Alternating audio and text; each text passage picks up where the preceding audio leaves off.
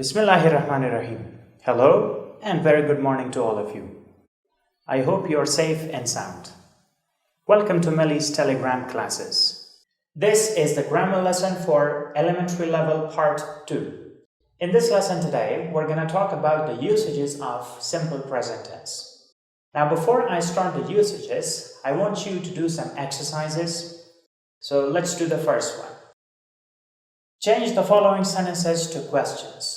Now, I have given you 4 sentences and I want you to change them from positive sentences or declarative sentences to interrogative sentences. Let me do the first one. He comes here every day.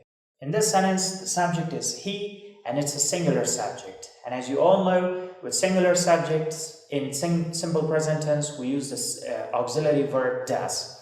So we have to say, does he come here every day? Good luck with the rest of them.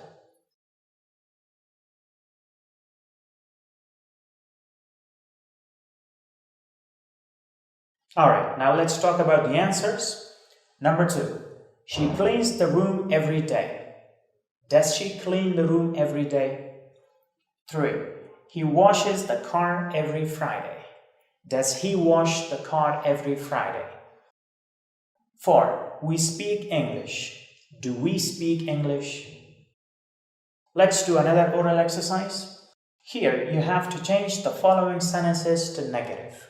So you have to change positive sentences to negative. Let's do the first one together. He comes here every day. So you have to use the same auxiliary verb, does. He does not come. Do not say comes. He does not come here every day. Good luck with the rest of them.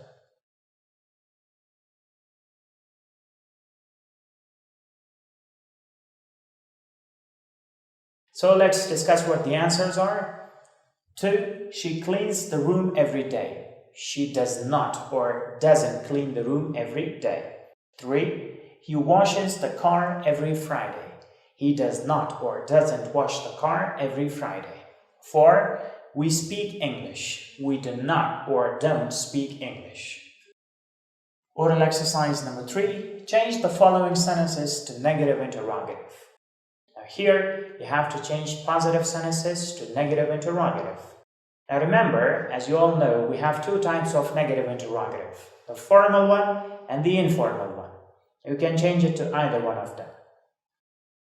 Number 1, he comes here every day. So there are 2 ways of saying this. You can say, does he not come here every day? This is the formal way. Or you can also say, doesn't he come here every day?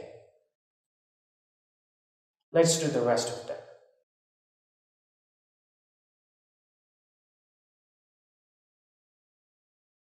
Okay, so let me tell you the answers.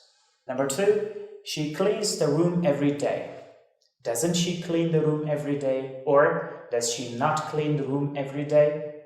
3, he washes the car every Friday. Does he not wash the car every Friday? Or doesn't he wash the car every Friday? And the last one, we speak English. Do we not speak English or don't we speak English? Now let's talk about the usages of simple present tense. Usage number 1.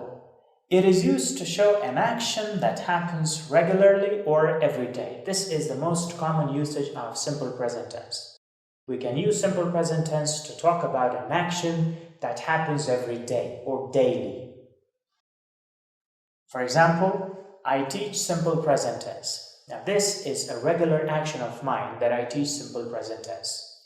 Now it's not important that I should teach it every day. Maybe I teach it after 1 week or after 2 weeks or after a specific period of time.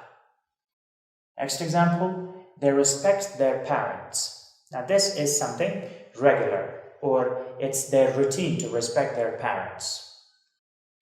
She helps her mother with the chores. Samir washes his car on Friday.